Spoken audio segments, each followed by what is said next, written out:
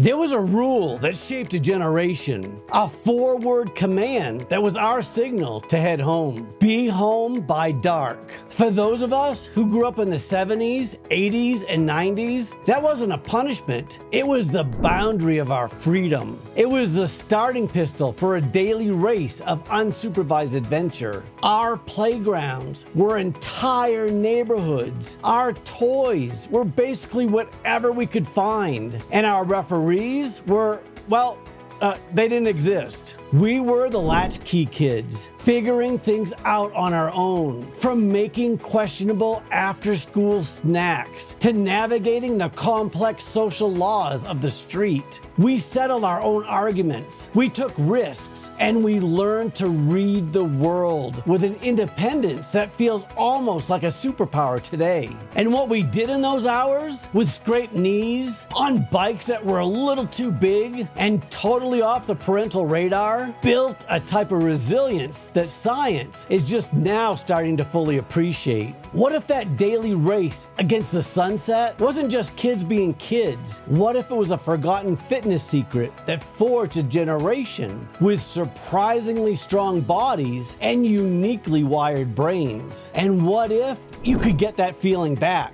Let's face it, the way a lot of us grew up is almost unrecognizable now. Today, the average kid might spend as little as 7 minutes a day in unstructured outdoor play. Schedules are jammed, everything is organized, and the digital world has largely replaced the physical one. We traded building forts for playing Fortnite, and neighborhood-wide games of capture the flag for tapping on a screen. The fitness of a Gen X childhood wasn't something you'd find in a gym. It was constant, it was low level, and we had no idea it was even happening. It was sprinting across a lawn to avoid being it. It was climbing a tree to get a better view. It was spending hours on a bike just because that was the only way to get to your friend's house. This wasn't a workout, it was just life. We didn't have heart rate monitors. We had the frantic pounding in our chest after a close call of hide and seek. We didn't have fitness trackers. We had the aches in our legs after a full day of just being outside. This world of self-directed play did more than just keep us busy. It forced us to become the masters of our own little universes. When your bike chain fell off,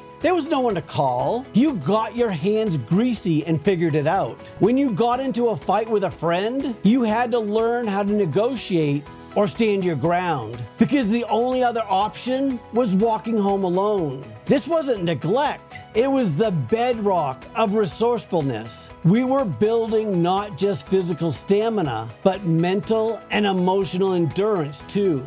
We were learning something important without even realizing it. The belief that we were in charge of our lives. Not luck, not other people, us. That mindset is rare now, but science shows it's one of the big reasons we grew up tougher and more resilient. And here's something most people don't realize. Our independence didn't just shape our personality, it literally shaped our brains. When we were forced to figure things out alone, solve our own boredom, make our own decisions, and entertain ourselves with nothing but a stick, a bike, and a patch of dirt, we were strengthening the exact brain networks responsible for creativity, focus, emotional control, and problem solving. Modern brain imaging shows that unstructured time fires up the brain's default mode network, the system linked to imagination, memory, and identity. In other words, being bored wasn't wasting time. It was brain training. It was mental weightlifting. And every small challenge we solved without an adult stepping in built a brain that was more adaptable, more resilient, and better wired for real life. So what was really going on in our brains and bodies during these long, unsupervised afternoons? The science paints a pretty powerful picture. What felt like total freedom was actually a pretty advanced conditioning program. First, the body. All that constant varied movement, running, jumping, balancing on curbs, climbing fences, was basically a natural form of interval training. Long-term studies, like the extensive cardio study, have shown that cardiovascular fitness that you build early in life is strongly linked to a longer, healthier life. No big surprise there, but this is where it gets really interesting. That same study, and others like it, found a powerful connection between leg strength and how well our brains age. In fact, research has shown that leg power is a surprisingly strong predictor of brain health a decade later. Every time we pedaled up a hill or sprinted across a field, we weren't just building our leg muscles, we were making a down payment on our future brains. Now, for the super brain, your brain isn't set in stone.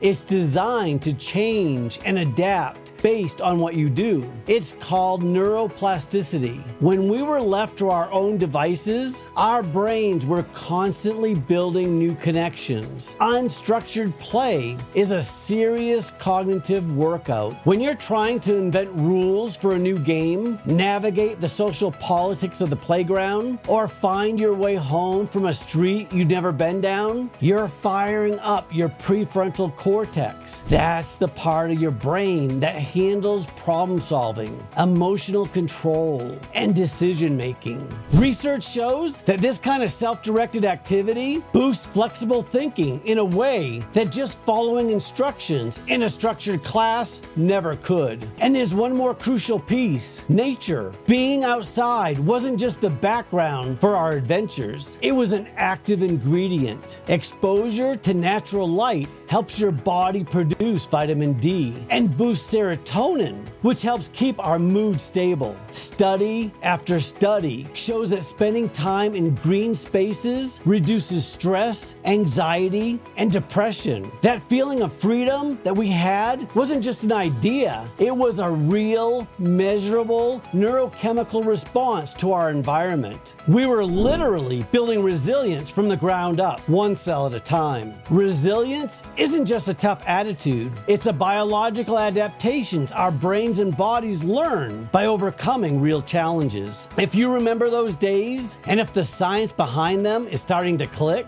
do me a favor and hit that like button. It tells me we're on the right track. Because now we get to the most important part. It's not too late to get it all back. Okay, so you don't have a time machine. You can't go back to screen-free summers and 5-cent candies. But the good news is, you don't need to. The science is clear. You can rebuild. Studies show that adults who get active in midlife can slash their mortality risk by as much as 35%. A massive benefit that can significantly close the health gap on those who've been active their whole lives. Your brain and body are ready for a do-over. But here's the part that hits hardest when you really think about it. No one meant to give us this gift. There wasn't a parenting philosophy called, let your kid roam around unsupervised so they can become a resilient adult. It just happened. But in that freedom, we learned to solve problems when no one was watching. We learned to soothe ourselves when we were scared. We learned to push through discomfort because there was no one around to bail us out. Science now shows that independence literally wires the brain for decision making, emotional control, confidence, and flexibility. We weren't just building memories out there, we were building architecture. Architecture that's still carrying us today. Here's a simple, science-backed plan to rebuild that super brain and super body based on the principles of that be home by dark childhood. We'll call it the 3 pillars of Gen X resilience. Pillar number 1, reclaim your body. The foundation of that childhood fitness was simple: consistent daily movement. Not killer workouts, just constant motion. Your first goal is just to walk more. Aim for a baseline of 7,000 steps a day. That's a key threshold where major health benefits kick in. But to really tap into that old school school magic, add what scientists call intensity bursts. That means picking up the pace for 30 to 60 seconds during your walk. Those bursts are proven to lower your risk of dementia. Second, you have to rebuild your leg strength. Remember, leg power predicts brain health. You don't need a gym. Start twice a week with simple body weight exercises. Do a set of sit to stands from a chair until you feel the burn. Do wall sits, holding it for as long as you can. Use your stairs for step ups. It should only take about 10 minutes. As you get stronger, you can move on to body weight squats, lunges, or just find a hill to walk up. This isn't about vanity, it's about safeguarding your brain for the long haul. Pillar number 2, rebuild your brain. A huge part of our unsupervised play was novelty and problem solving. Our brains were always being challenged. As adults, our routines can get rigid. You need to consciously reintroduce challenges. This doesn't have to be complicated. Take a different route on your daily walk. Try a new healthy recipe for dinner. If you always read fiction, grab a non-fiction book on something you know nothing about. Even better, combine this with pillar number 1. Instead of walking on a flat sidewalk, find a hiking trail with uneven ground. This forces your brain to consistently calculate and adapt, just like when you were balancing on a log. And remember, boredom can be a powerful thing. Don't always reach for your phone in a quiet moment. Let your mind wander. That's when you rebuild your brain's flexibility. Pillar number 3, re-engage with the world. The final pillar is about fighting back against the isolation of our modern world. Our resilience was built in a social context with other people out in the real world. So the goal is simple. Get outside, preferably with others. Commit to at least one 30 to 45 minute outdoor session each week. A hike, a bike ride, even just a walk in a park. The science shows that physical activity in a natural setting gives you better mental health benefits than exercising indoors. It's more effective at boosting executive function and lowering stress. And make it social. Invite a friend. Building and maintaining social connections is a cornerstone of resilience. It's the support system that used to be built right into your neighborhoods. This isn't just about fresh air. It's about reconnecting your brain to the real, physical, and social world it was built for. That phrase, "be home by dark," wasn't really a restriction. It was an invitation.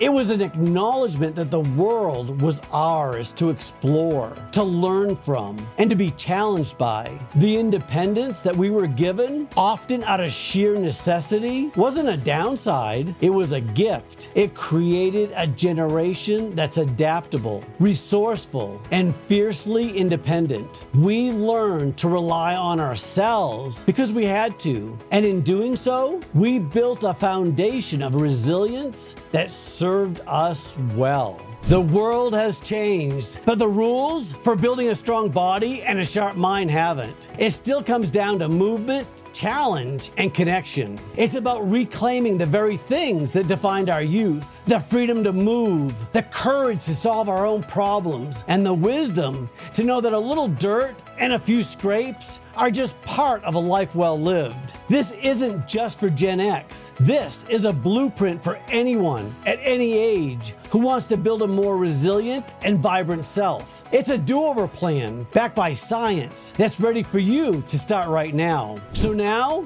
I want to hear from you. Share your own Be Home by Dark stories in the comments. What was your neighborhood like? What was your signal that it was time to finally head home? Let's connect over these shared memories. Thanks so much for watching. I hope you learned something new today. If you want to dive deeper, just click right here for the next video. And if this helped you, I'd love to have you hit the subscribe button and give it a like so more people can find it too.